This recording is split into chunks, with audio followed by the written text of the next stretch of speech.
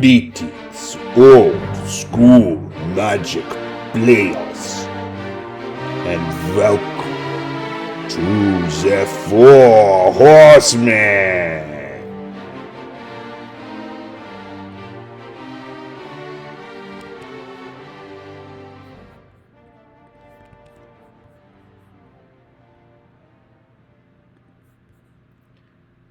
John. Hey, good to be here with you. Hey, man. We're back on the Four Horsemen old school magic Twitch stream, and we'll be putting this video on YouTube. Thanks for being here with me tonight. We had our earlier trial, ran into some technical difficulties, and we are going to be talking about our tournament number 8 tonight, now that we got all the kinks worked out. Very good. Yeah, so for those of you who don't know, I'm Chadster, and my good friend and partner in crime in the Four Horsemen, John Eckleberry, who's been supporting us from day one on the Four Horsemen since last July when we launched, is here with me tonight. And we are on our tournament number 8. We've done 8 tournaments since last July, and this is a special Four Horsemen Pauper Singleton tournament. We're going to be covering some matches for you today. And John, let's talk a little bit about the Four Horsemen Pauper Singleton and how it came to be. Yeah, one of our group members, Ian, had pitched Pauper, which I think is a great idea. And then we kind of looked at the cards and thought, oh man, it's just going to be, Arabian aggro and red deck. And so we thought, well, how can we both limit that and also maybe delve a little deeper into the card pool? And so we decided to add the additional limiter of a singleton tournament, which I like. I really enjoy the singleton formats anyway. And digging deep into the binders, and here we are. Yeah, and it's been fun. And we've had a lot of good feedback on the Pauper Singleton format. Basically, the Four Horsemen is a niche old school Magic the Gathering format that uses not the Alpha Beta Unlimited baseline sets, but instead focuses on the first 4 expansions from 93 to 94, Arabian Nights, Antiquities, Legends, and the Dark. And for this particular format, we're doing only commons and only one single card of each common in your deck. So the rules are basically one copy except for basic lands, and the commons extend to anything that's been reprinted in any Magic set since, and that includes Magic Online and lots of other sets as well. 60 card minimum decks, no maximum, and no sideboards. John took the liberty of making a deck list for us, and we've got the list available here. If you're interested, it's at bit.ly/4HM Pauper Singleton. And we've got a snapshot to give you an idea of what the cards are. There's 255 common cards in this pool, including all the reprints. And we'll do just a brief overview of what some of the best cards in the formats are, starting with blue. John, what do you think about the blue power cards in Four Horsemen Pauper Singleton? Blue's pretty great. It's got some good flyers. It's got 2/2/4 flyers. It's got the Azure Drake and the Ghost Ship, which are both great. Flood is a huge card in this format. I think it's very, very good. You've got Flash Counter to, counter a couple of those problematic instants that might come your way. It's good. I think it's one of the best colors. I think red and blue are the two strongest in this format. Yeah, definitely. And you've got things like Boomerang, Unstable Mutation, Gaseous Form, Sage of Latinam, and just, a lot of good flyers, which are kind of few and far between in the commons, and things like Remove Soul to, counter your other opponent's creatures. And we've even seen things like Giant Tortoise, great 1/4 blocker when untapped. On the artifact side, tons of powerful artifacts that are seemingly not so great in a normal Magic game, but in Four Horsemen Pauper Singleton become powerhouses. What do you think about the artifact spread? Yeah, there's a bunch of them that kind of reduce creature toughness or prevent damage or gain life, and those are really used in this format to really like grind it to a halt. Like board states already get kind of gummed up, and those allow you to put up a really powerful defense and just kind of sit back and negate everything that your opponent's doing until you can come up with a way to win. Yeah, between things like the Bone Flute, which is, basically a completely unplayed card in any other format, and here it's a powerhouse. 3 mana, tap for 2, all creatures get -1, -0. Your opponent's attacking you with a bunch of small weenies, and you're just across the board decreasing all their offense by 1. Really strong. Staff of Zegon for 4, tap, pay 3 and tap it. -2, -0 for any creature. So if someone does get through, you got the Bone Flute and the Staff of Zegon on the board. It's really, really tough to get damage in. Then you've got cards like Grape Shot Catapult, dealing 1 damage to any target flying creature. This card is something we all played with as kids, and in normal old school Magic is garbage. Would never be played. But in Four Horsemen Pauper Singleton, this card is a powerhouse. It pings all these 1/1 flyers like Flying Men and the Emerald Dragonfly and Zephyr Falcon. Just takes those guys right out. Flying Carpet, you can turn your big legends or any creature into a flyer for 2 mana. So, Primal Clay, get, the flexibility, a 1/6 wall, a 3/3 creature, a 2/2 flyer. Of course, Felwar Stone, Brassman, super strong, a 1/3 for 1. Cool cards like Felden's Cane, you get all your stuff back in your deck, so you can draw back your, if you're playing a red burn, you get all that stuff back in. Dragon Engine, Yosin Soldier, like the list goes on. And then, of course, in the lower left, Jaloom Tome. Draw a card, discard a card. Great mid-range, long-term game card. And then Tawnos 1. For a 4 mana casting cost, pay 2, tap it. Any creature with power 2 or less is unblockable. Super powerful card. Let's talk about red, your favorite color, John. Red's bonkers in this format. It's got all the good removal. It's got 2 different land walkers that are very good. It's got the Desert Walker, which you don't really see in other formats, but everybody's playing Desert here because it's very good. And then it's got the Mountain Walker. The Mountain Yeti is just completely nuts. It's a format warping card almost, which is really funny. Even in Singleton, as a one-of, it still comes down and is really hard to deal with, and sometimes just closes games on its own. Yeah, and between Chain Lightning, Pyrotechnics, Fissure, these are some of the most powerful direct damage cards. Immolation, we all loved this card as a kid. Just takes out anything or pumps anything. Brothers of Fire, a 2/2 for 3 that, you can pay 2 red and 1 and deal a damage and take a damage. Orcish Mechanics, you can ditch your artifacts and do 2 damage. And Desert Nomads, one of my favorite art cards ever.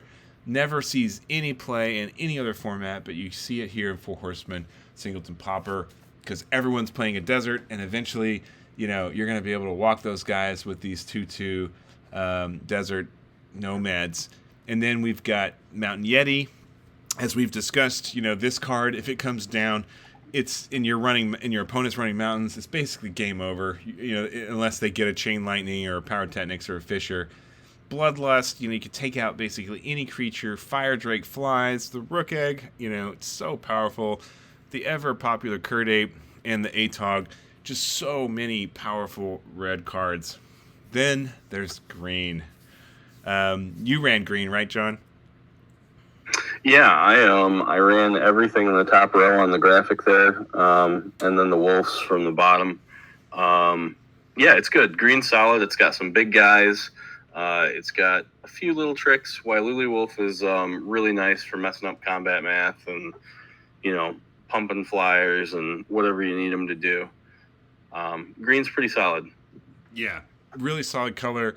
And Emerald Dragonfly should be on here. Argothian Pixies is here. They didn't, make a big showing in this format because Mistress Factory is not a common, but things like Hornet Cobra, First Striker, the Cat Warriors, Forest Walking, and the Pradesh Gypsies, they're like another Staff of Zegon for cheaper. The Moss Monster is basically impossible to get rid of if he hits the board.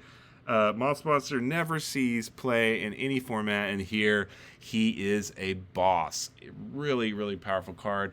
And then, of course, Crumble and Scavenger Folk getting rid of artifacts, and the Wailuli Wolf pumping, just really, really, really strong. One last slide here on just some of the spotlight in the cards. Legends in white. John, you ran some of these legends, yeah? Yeah, I ran all the green-red ones. There's a 5/5 Lady of the Mountain and 6/5 Gerard of the Closed Fist. I also ran the 4/7 Eberron of Chandelar, Sir Chandelar. He's great. Yeah, and Torsten up there in the corner too. A lot of these legends are cool with the downshift and rarity from Magic Online. We got to see some legends in this format, which is pretty cool. Yeah, and the legends themselves are expensive to cast, but many of these were not commons in the original printing. I think maybe a few of them were, but most of them I think were uncommons. Most of these have been reprinted since they are so pricey, and some of them are double mana cost. They are all commons now. And then, killer cards like Divine Offering, Davenant Archer, she does a damage. You combine her with things like, the Grape Shot Catapult and other cards to just really, really hold off your opponent's offense. Spirit Link, that was reprinted as a common. The Knights of Thorn, Banding, Pro Red, really strong. And then two of my favorite double white casting cost cards, Dust to Dust, Army of Allah. These are total game changers. If you've got 5 or 6 creatures and it's a stalemate and you attack with Army of Allah, you can get through for a ton of damage, wiping out 2 artifacts for 1 and removing them from the game with Dust to Dust. Super powerful. And Divine Offering is the only life gain really in the whole format. So white is not super strong across a broad number of cards, but these 6 cards really, really powerful. So let's talk about the tournament real quickly.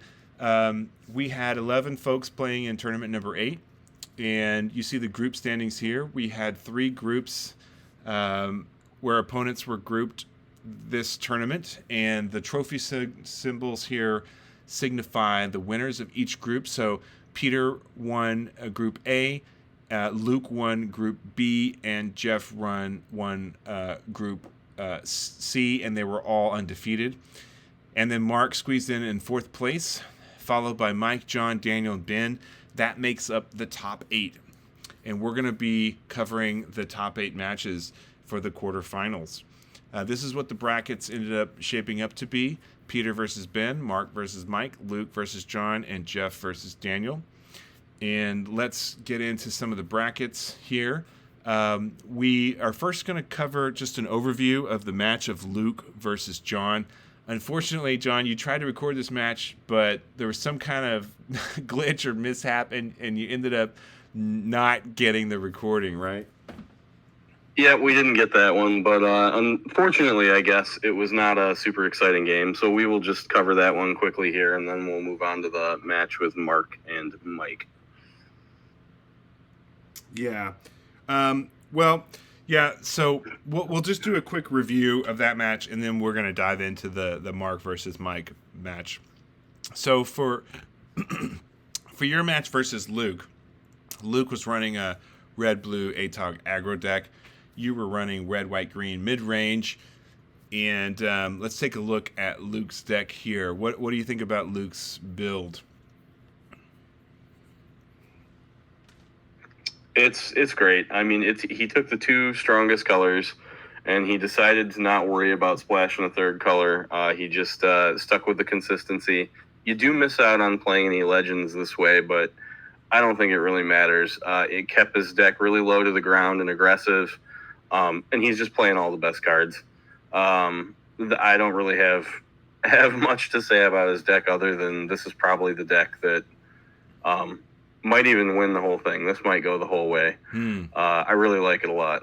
Yeah, he's got some very critical cards like Reconstruction to get back lost artifacts. He's got Felden's Cane to recycle all of his used creatures and direct damage. if you get back Chain Lightning and, Bloodlust and Immolation and Fissure and Pyrotechnics and Rook Egg, you get all these things back, it really, really helps. He's got Boomerang, Remove Soul, Amulet of Krug. He's got the Orcish Mechanics to deal damage. He's got just so many small, fast creatures and tons of artifacts that he can sack to ATOG to really pump the ATOG up. He's got the clay statues to regenerate. You see, he does have one proxy here, the Brothers of Fire. It's the black card in the middle there on the top row. Super strong deck, and also very strategic that he went 2 colors and not 3, which is what most of the other players did. John, what do you want to say about your deck? Oh, I don't know. I think the individual card quality is fine, but it didn't really stack up very well for me in any of my games. I don't know if that just ended up being, variance or my piloting of it, or maybe the build's just bad. It's maybe just not aggressive enough. Maybe I focused too highly on the top end. Like, I really wanted to jam as many of those legends as I could. Between the 4 legends and the Moss Monster and the Dirkwood boars, there's a lot of beef at the top, which I thought would be good, but it was a little slow. I have some of the same key cards that Luke's playing out of red, but they didn't really show up for me.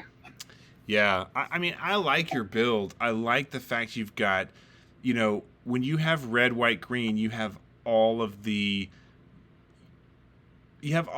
options available for artifact destruction. The only one you're not running here is the double white. Oh no, you've got it up there in the middle, dust to dust. Yeah, it's in there. I opted to play all of the artifact destruction, which there was at least one player that didn't really have any artifacts, and I did kind of feel that staring at all that removal that I couldn't use. But generally, it's pretty good because most people are running a fair amount of artifacts in this format. Yeah, there's at least 8 or 10 artifacts that almost everybody's running. And you've got Amulet of Krug, which I think is interesting because it helps protect. You're running both the Goblins of the Flarg, and are you running the pro white guy? Yeah, Mountain Yeti there in the middle. Yeah, the Mountain Yeti. Yeah, you got the Mountain Yeti, you got the Knights of Thorn. I mean, you're running the Bone Flute for defense and the Staff of Zegon. I mean, I think it's extremely well rounded. What was your land count here? You got 8, 8, and 5. So you got 16 and 5. So you got 21 lands and a desert. So 22 lands. Was your mana a problem? No, there's also the Felwar Stone there too. Bumps it up, and mana was fine. I just felt like it was a little bit slow, but I didn't feel like I was ever really color hosed or didn't have enough to cast stuff. It was pretty all right most games. All right. Well, I mean, I think it's a solid build. I don't have much critique of this at all. And with regard to Luke's deck, Luke is such a skilled player. He plays in a lot of the Singleton formats. He's got his own 1993 7-point Singleton format, which you and I both play in, John. And he's a fan of the Singleton, niche old school magic theme, which we really appreciate that, and we support his format as well. I just think it's a really good matchup, the two of you guys. I'm sorry we don't have the match, but ultimately Luke triumphed 2-0, a total sweep on Luke versus John, and I wish we had that match, but we don't. We do, however, have the match of Mark versus Mike, which is what we're going to be covering today. So let's get into that.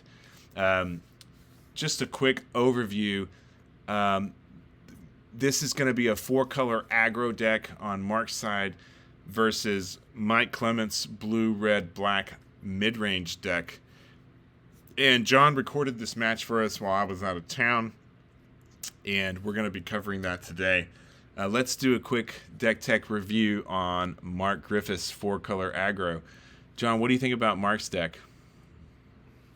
A little bit like Luke, he mostly kept his deck close to the ground. I mean, he is playing some of the bigger guys. I see a couple of the Legends and the Moss Monster up there at the top, but he's playing some of the better aggressive weenies that have evasion. He's playing multiple flyers. He's playing all the good red cards, like many of the players are. He's playing Flood, which is pretty key in a lot of these matches. I like this. I like this build pretty well. Yeah, I do too. I think it's very interesting. He is running a few cards that a lot of other folks didn't run, like Argothian Pixies and Cat Warriors. Also, Sisters of the Flame. They do tap for red, but most people just ran Brothers of Fire and not Sisters. He ran the Sisters, and he's going to have that extra red. He's got the Emerald Dragonfly, which a lot of folks didn't run. The Wailuli Wolf, also, which we talked about. He's got the Desert Nomads.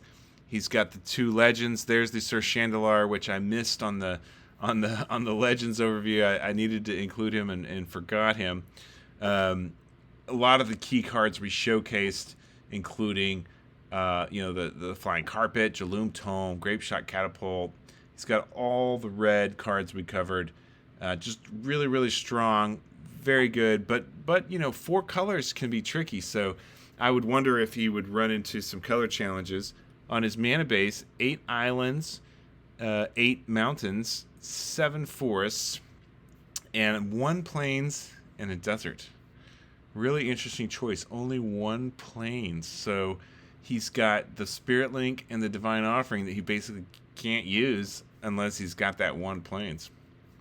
Yeah, it's pretty wild. I mean, there's not really any land destruction or anything in the format, so I guess the idea is to just hang out until late game. But it's funny because he also needs that 1 plains to cast both of his legends. So he really is banking on digging for that and not needing those guys until later, I guess. Yeah. So he's got 16 between the islands and the mountains, and then 7, so 23, 24. So he's 25 lands, which is pretty solid. I think that's just about right. But I'm kind of shocked that he only has the 1 plains for 2 of his critical legends and 2 of his critical white cards. Interesting build, but let's take a look at Mike Clements. Yeah, very interesting. Very interesting. I think I get that it's his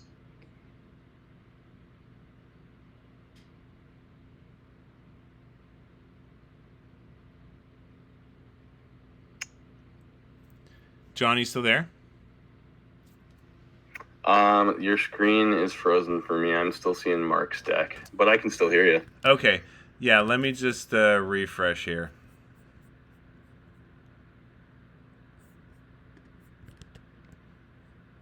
All right.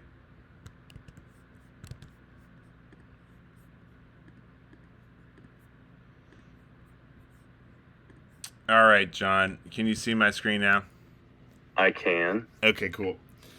All right. Yeah, so I really like Mark's deck. I think my only critique was shocked that there's only 1 plains for such critical cards. Let's see how he does in the match, and let's get to Mike Clements' blue, red, black mid-range. We didn't cover black. I wanted to make a black slide, but there were so few good black cards in Four Horsemen Pauper that I couldn't even fill a slide with it, and I figured we'd cover it in Mike's deck, since he is one of the few folks in Four Horsemen Pauper Singleton tournament number 8 running black.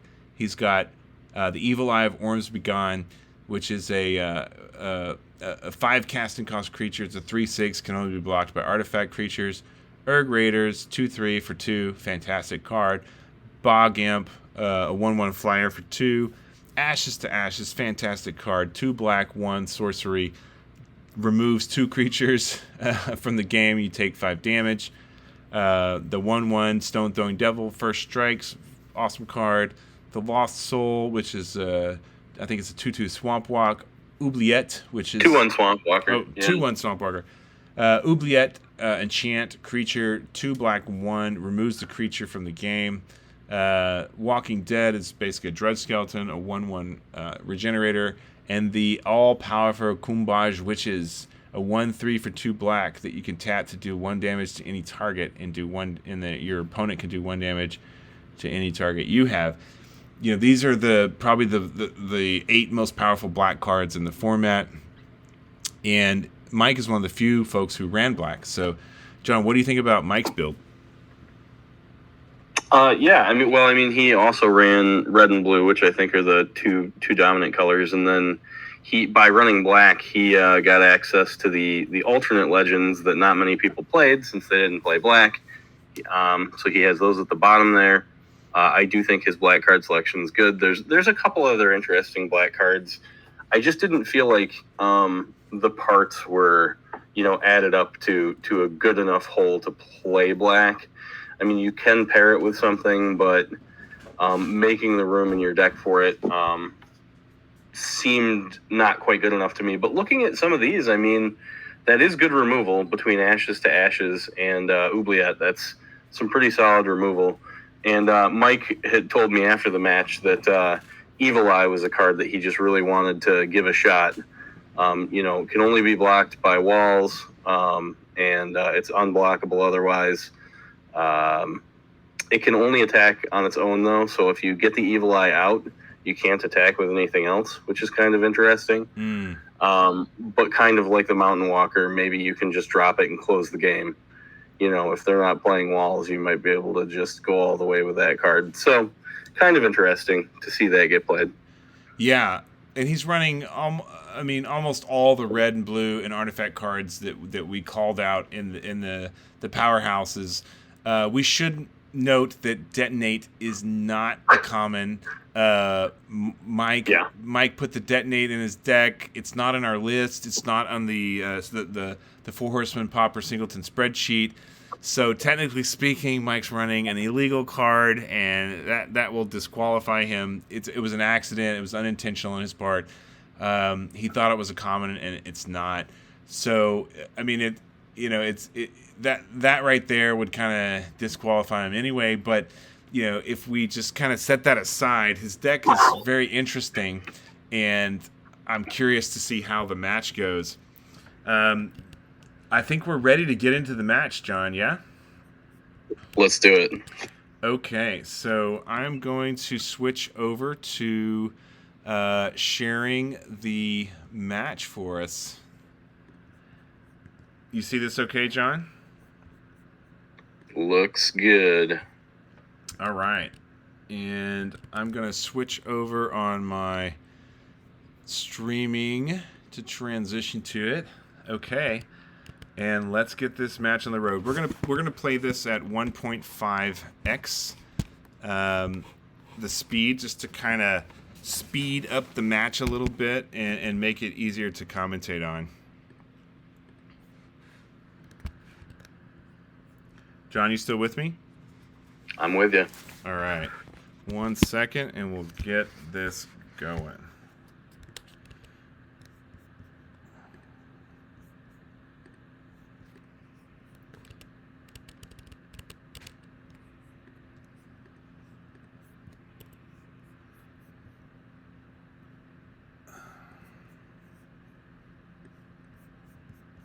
All right, here we go.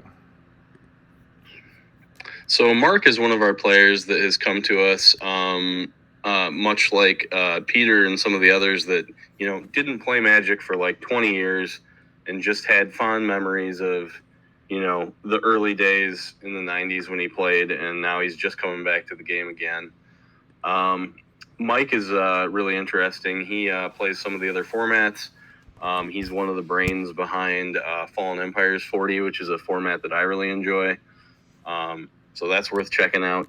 But this is kind of an interesting match. I feel like these decks should line up pretty well against each other. I think Mike mulligans on game one, if I remember right. And then he also doesn't love his 6, but he doesn't want to go down to 5. So he just sticks with it, which is certainly a thing that I have been guilty of before. You don't want to be in a position where you just don't have enough cards to play. He also made an interesting observation that he thinks maybe in this format, it might be worth being on the draw, even if you win the die roll. I'm not sure. I'm not sure if that's true or not, but it was something that he talked about during the match.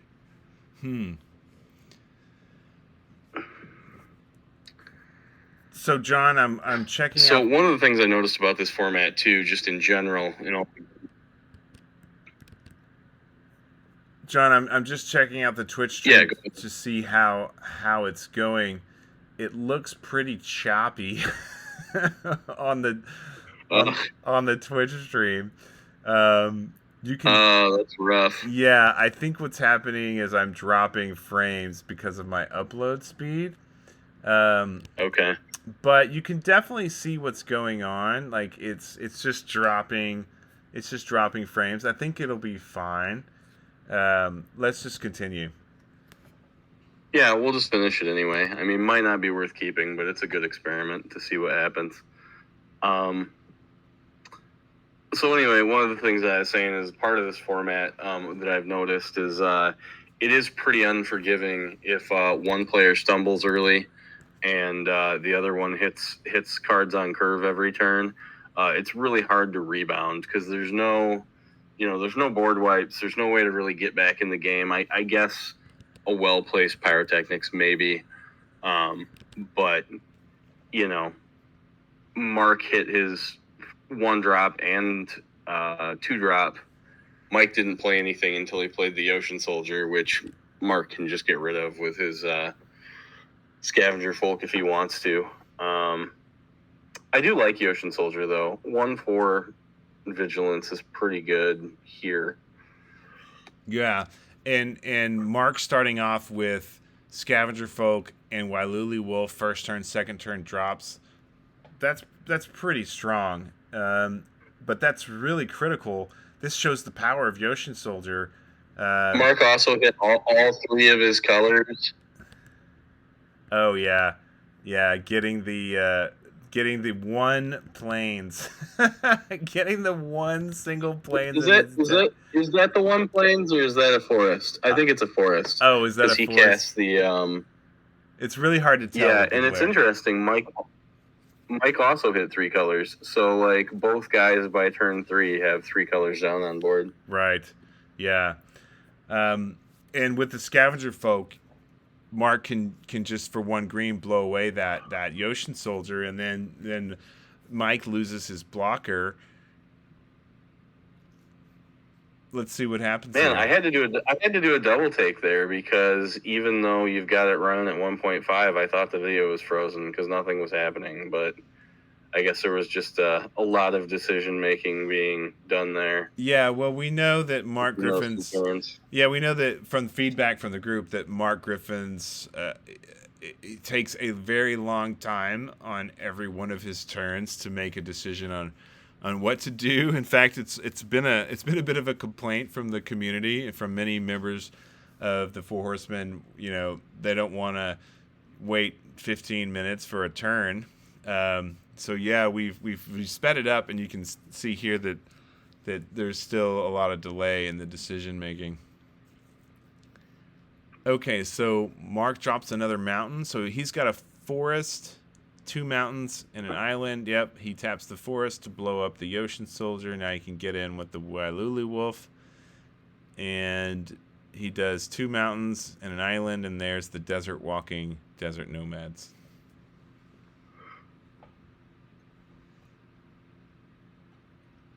Mike's done pretty good, not missing any mana drops. Oh, and drops the ultimate. Two swamps, an island, and a mountain, and drops the ultimate Rook Egg.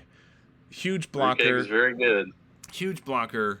Just fantastic. That will slow down all of Mark's ground creatures. And if he happens to get through for lethal, then Mike gets a 4/4 flyer. It's a pretty effective way to just totally shut the board down. Like, Mark just can't get any damage through now. Yeah. I mean, I guess he can get the 1 through because he can go wide. Yeah, so he attacks with both the Desert Nomads and Wailuli Wolf. Mike blocks the Desert Nomads with the Rook Egg, gets through for 1, bringing Mike to 17. And it looks like Mark's on 19. Is Mark on 19? How's that? He hit him with the Ocean Soldier once, I think. Okay. So, which is really interesting because I feel like he could have blocked and pumped his wolf and not taken damage, but he just elected to just take it. Okay. And there's the pyrotechnics. So Mike has made his 5th land drop, so he's dropped the land every turn. That's his 3rd swamp, and that gets him to 5 mana. He pyrotechnics. He's pyrotechnicsing the Wailuli Wolf for 1, and then 3, and 3 to the Rook Egg. Now he gets his 4/4 flyer. Okay, wow. Yep. So it looks like Mike is taking like total dominant control here. I think the more conservative play would have been to just get rid of both of Mark's creatures and hit him for 1, and wait to break the egg later. But he figured that, I love this. He drew his own token on camera. He whipped out a mountain Sharpie and made himself a token. Yeah, you gotta love that, right? Well, I mean, I think it's a power play. It's a very aggressive play. Okay, so Mark is drawing with the Jaloom Tome. Yeah. Discarding an island. So he tapped the green and an island, so he's got 2 mountains, 2 islands open.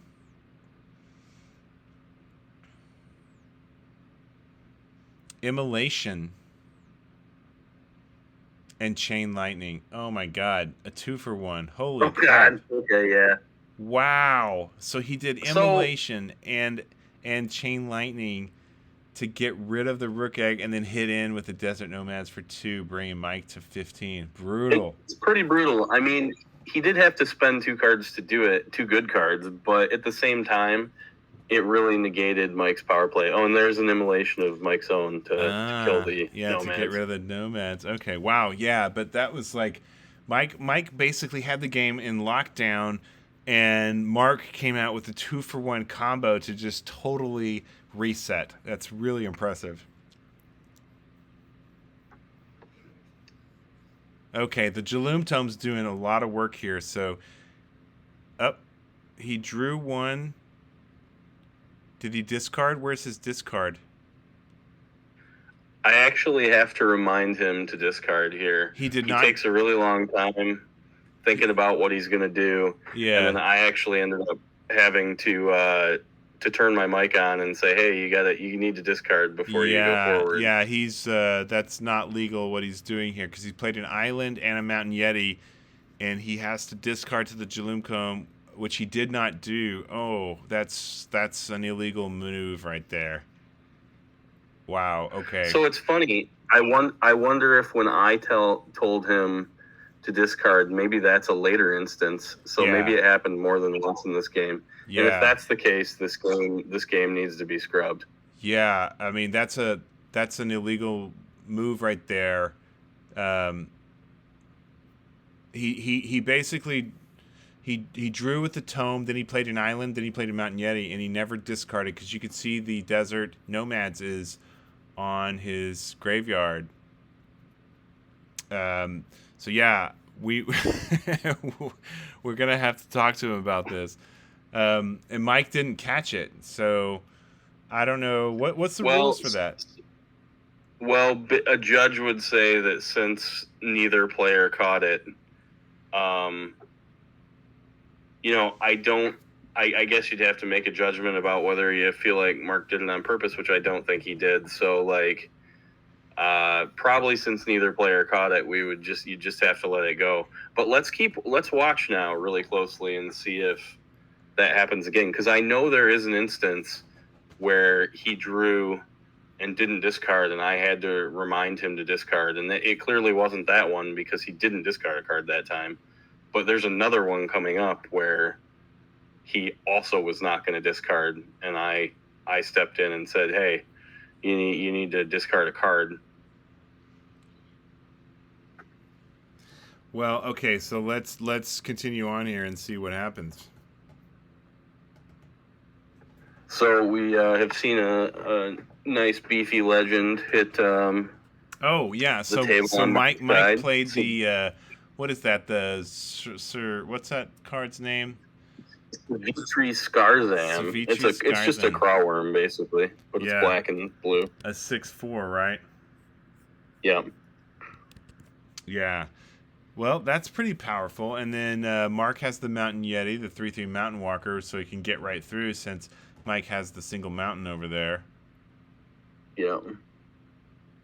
Okay. Yeah, like we talked about, I feel like Mountain Yeti is just a beast in this format. Right. It's a 3 damage, nothing you can do about. So Mike's down to 13 with Mark at 19.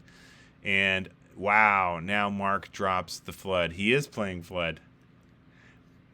We didn't see it on his deck picture. Yeah. Also, he tapped poorly this turn. He could have left 2 blue up to flood the Savitri Skarzam if he tapped differently.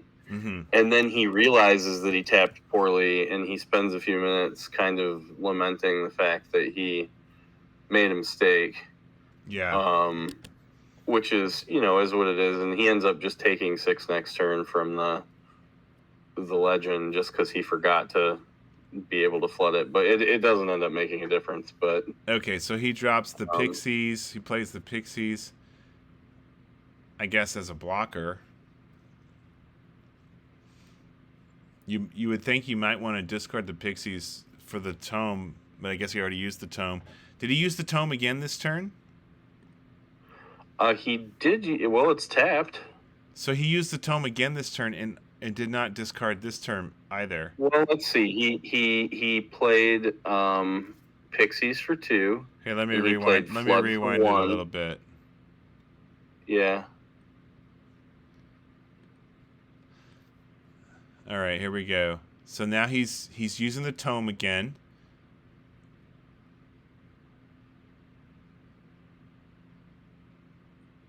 I'm surprised Mike is not now. It's a good thing I recorded this match. Now, yeah. So this is the second time he's used the Tome without discarding. That is a completely illegal move. He. Oh my God! Yeah, and now he's playing Flood. I wonder why Mike is not catching this. Well, so here's the thing. He's probably not catching it because we're watching it at 1.5 speed, and Mark just takes so long to make his plays anyway that, like, he'll draw and then he'll think about it for a long time. And probably he's just I don't know. This is really interesting just watching that Desert Nomad continue to sit on the top of his graveyard, though. Yeah, this is the second time. That's two extra cards he's drawn.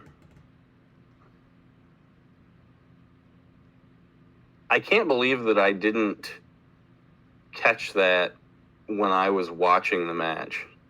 Yeah, I'm surprised. Because I do catch the one later on, but like I can't believe that it happened 2 times in a row. So here he takes the 6 damage because he doesn't have the 2 blue to flood. And then I think Mike plays something. Clay Statue.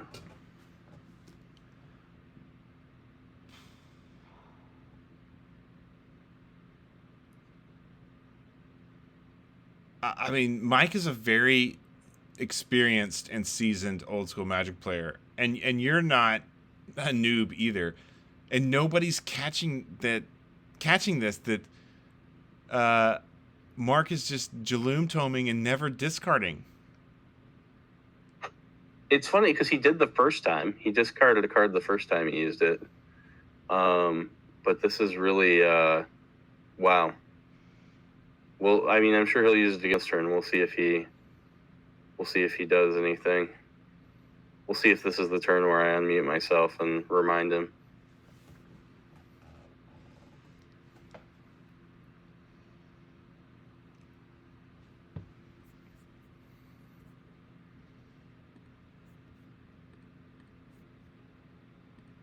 So here we go.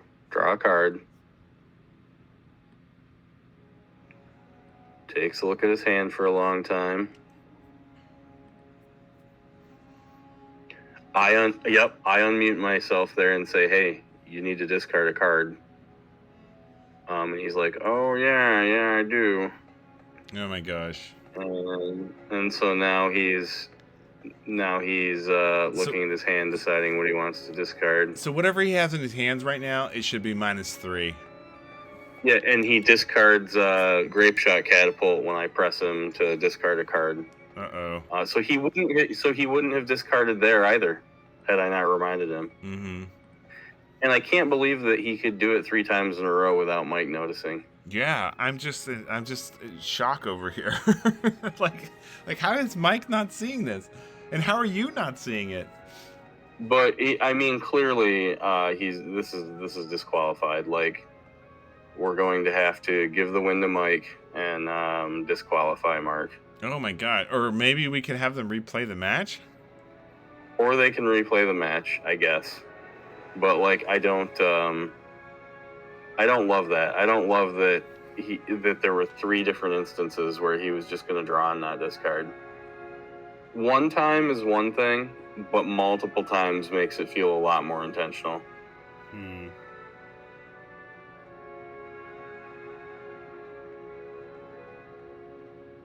So of course he won that game because he drew 3 extra cards for free. Like, Jalen Tome is already super powerful, like, in this format.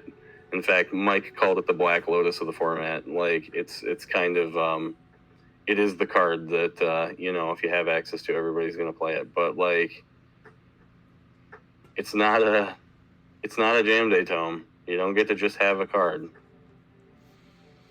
Man, yeah. This is one of the problems with online Magic. There's all kinds of ways to cheat between, like, shuffling your cards and looking. There's, you can grab cards off screen. I've talked to folks who have caught people cheating by grabbing cards off screen. And then mistakes like this, where you're just not executing the mechanics of the cards correctly. There are several people that are major, extremely well-known Magic players. I won't mention any names, but there are folks who will not play, webcam Magic because there's so many ways to cheat, and it's a real problem.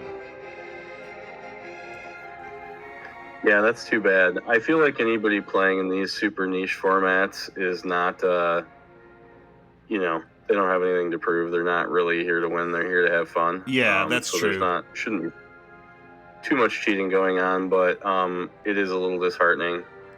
And it's just super weird that nobody noticed. Yeah. Yeah, really weird.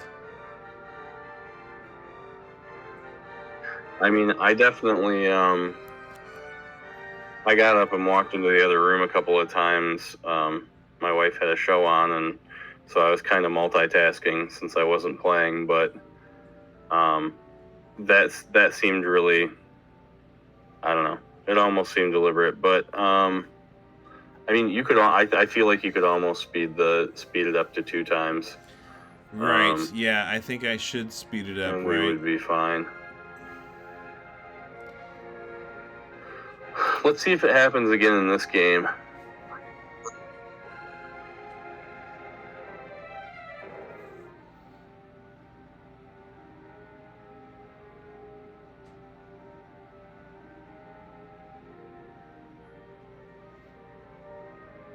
Okay, so they both get their hands. Mike this is where Mike is talking about, well, maybe it'd be better to be on the draw, but I'll be on the play because I don't know. So he does end up taking the play. Yeah, I can see the argument. You want that extra card. You know that there's not a ton of speed that's gonna really, really hurt you, so you go for that extra card, right? Yeah, I guess that's the thought, that it's just kind of a slow format.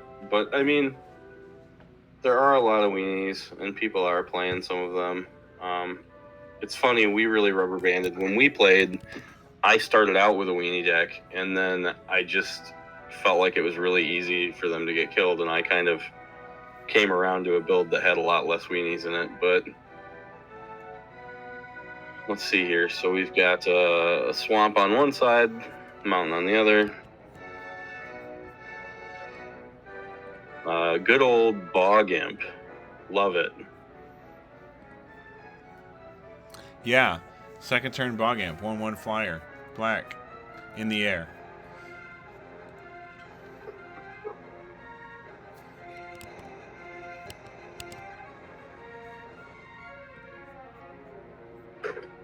See, like, this is turn 2. Like, there can't be that much complex decision-making going on. But, like, it takes a really long time for Mark to play a land. And then... I don't remember if he casts anything. I think he casts a Flying Man.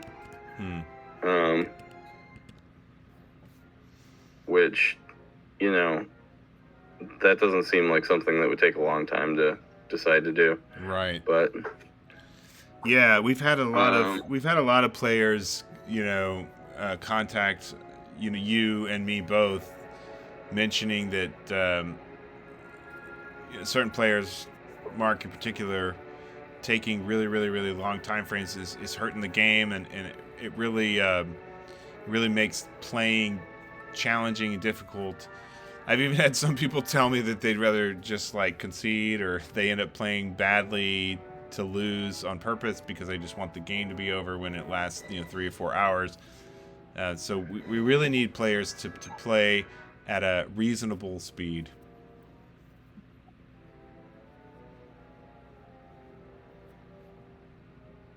All right, so Mark plays the second mountain and drops the Fire Drake. Really good flyer. And so look at this. We've got 2 1/2 flyers and 2 1/1 flyers. Each player has one of each. Yeah. So it's really interesting to see how everybody kind of figured out that, you know, evasion would be good. That card right there, Orcish Mechanics, depending on if Mike can get some artifacts or not, could really break the stalemate, because he could kill Mark's flyers and then start beating in with his own. Yeah. Yeah, but you got to have those artifacts to play, and then you got to sack them, and also you have to tap with the mechanics, or is it pay? Yeah, you got to tap the mechanics. It's a lot of work.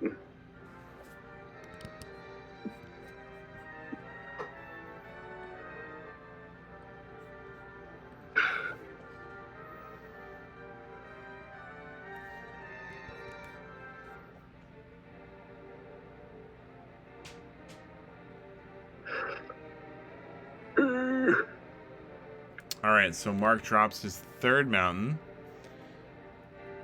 considering what to do.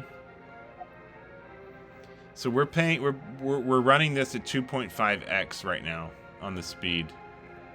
2.5 right now, and it's wow. What a shocker. So attack with the 1/2. Mike takes it. Bringing Mike to 18, I think. Yeah. And the brothers come down. Ooh, oh my God, that's a game changer right there. So if Mike can't do something about those brothers, that is a card that's just gonna bust. In fact, you see at the bottom of the screen there, I unmuted myself to be like, yep, there's one of those other red cards that we would have to moderate if we. Oh, Fisher! Wow, 2 red, 2 blue, and a black. Fisher on the brothers. Wow, what a lifesaver for Mike. Get it out of here. Oh my God, that's a huge turn of play right there. So he comes in with the orcs 1/2, or? They're just a 1/1, but he's willing to trade them. Yeah. And he doesn't think Mark will block, and he doesn't. So all right, he just gets in. So Mark goes to 18, so now they're tied up. Yep.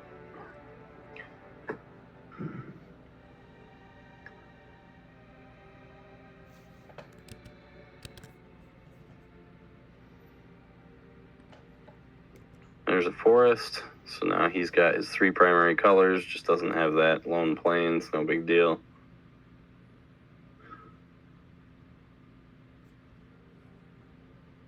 Considering swings with both or just the Drake? Swings with both.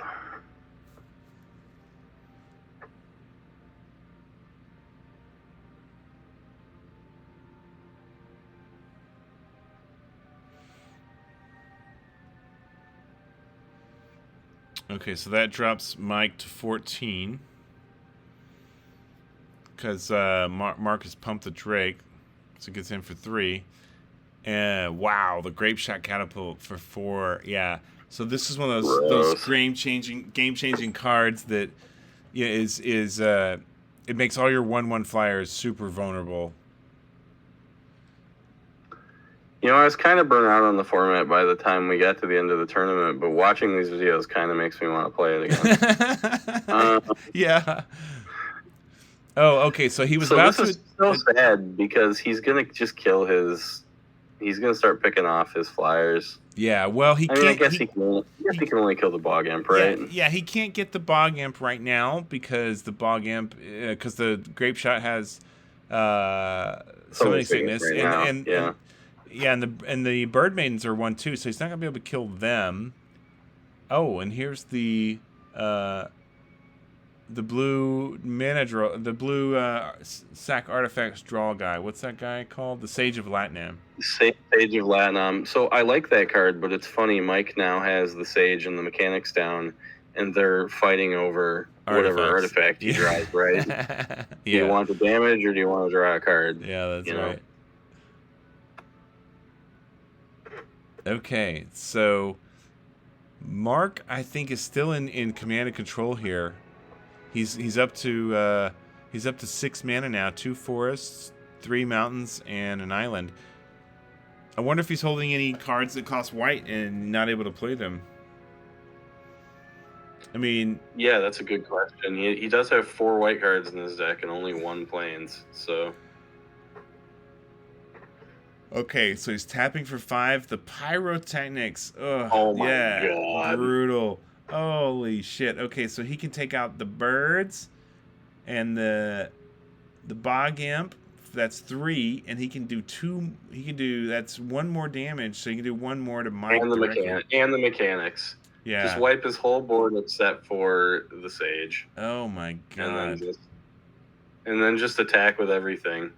Wow, that's Pyrotechnics. So gross. So strong, man. You know, and this is why if we end up doing Four Horsemen Pauper, that card. So listen, why doesn't he attack with the Grape Shot Catapult there? There's no reason not to. That's a good question. I don't know. It's a 2/3. Like, Mike's 1/2 is not going to do anything, and if he blocks, he'll lose his guy. Huh. Yeah, that's a really good question. I would have attacked, but, I mean, whatever. Oh, okay, so he's playing the Immolation on the Fire Drake. Okay, so that'll help. So that's a card that's really shown up in this match on both sides, Immolation.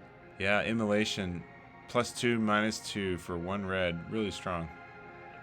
Where's that white-bordered Immolation from? Is that from, like, Anthologies or something? It must be. Yeah. Or maybe it's 4th edition. Yeah, I guess it was in 4th. Yeah, I think it was reprinted in 4th edition. Okay, so Mark's still got the Flying Man and the Grape Shot Catapult. He's got 7 mana now. 2 green, 2 blue, 3 red. He's thinking about what to do here. He's attacking with 1. Oh, he's attacking with both. Okay, so he gets in for 3 and brings Mike down to 10. 10 to 16 here. Oh, the Moss Monster. So Mark got his double green and got the Moss Monster down. Yeah, the Moss Monster's so strong. I mean, that creature is tough. Not much you could do about it. So that card's probably been sitting in his hand for a while because he did not have the double green until just. All right, so Mike drops 3 red and a blue to put the Azure Drake in play. 2/4 flyer. That's a good counter for the 3/6 is 2/4. Yeah, it's a good blocker, but Mark can still get in with the Flying Man and the Grape Shot. Yeah, or he can attack with the Moss Monster, and if Mike blocks, he can just finish off the Drake with the Catapult. It's just a bad place to be. Brutal, you're right. Oh, that's right, because the Moss Monster's a 3/6, so he can. But isn't the Grape Shot Catapult attacking or any flying at all? Nope, just does it to 1 damage to a flyer. Oh, wow. So, yeah, he can totally take out the Drake. Oh, but he's got a Fisher to get rid of him anyways. All the answers. Dang. And a Boomerang to boomerang the Sage. This is unnecessary. Oh, my God. 3, 4, 5, 6 damage coming in, bringing Mike down to 4. Mike's just getting clobbered here. Oh, man. Mark is just crushing it. Oh, he has the ashes to ashes and no double black. Oh, man. Well, I And don't not know. enough life for it. I don't know what to say here. I mean, that first match, Mark drew at least 3 cards without discarding and just totally ran over Mike, and then ran over him again in the second game without any I didn't see any errors or misplays, but that first match was just very blatant, multiple, at least 3 draws on the Jaloom Tome with no discard that neither Mike nor you nor anyone caught. Do we ask him to replay it, or I mean, Mike might just say, "Nah, never. Nah, I don't want to." But I don't think we can let Mark proceed unless we either replay the match or we should just tell them. disqualify them We and should say, tell them both to watch this video and see if they Yeah. think that match 1 is fair. Yeah, well, I suppose we could do it that way. And if they both say match 1 is fair, and they just want to leave it, then so be it.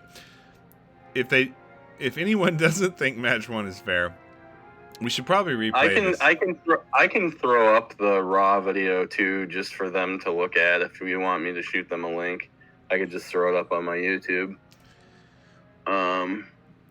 But Well, yeah, this is gonna end up on YouTube as well. Oh yeah, you can publish this on YouTube too. But Yeah. I wonder though if we should publish this version, since we probably won't use it. Like this is probably going to have to be redone, because I don't think we can use that match where he drew all the extra cards. I think we need to. I don't know. Well, I mean, needless to say, there's some challenges with this match, but looking at these decks, both very, very, very cool decks, and I think if we didn't have the issues with the misplays,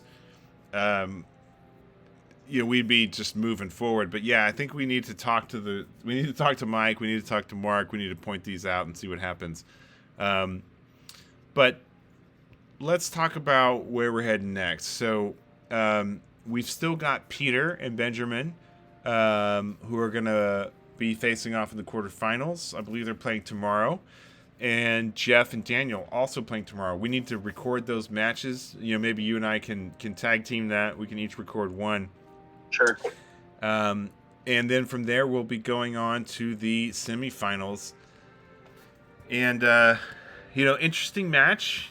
Some technical glitches there. But it's been great doing the coverage with you, John, and I appreciate you joining me tonight. Yeah, it's a fun time. Okay, man. Well, we will sign off for the evening, and thanks to all of you who've joined us tonight to watch the video, and we'll see you next time.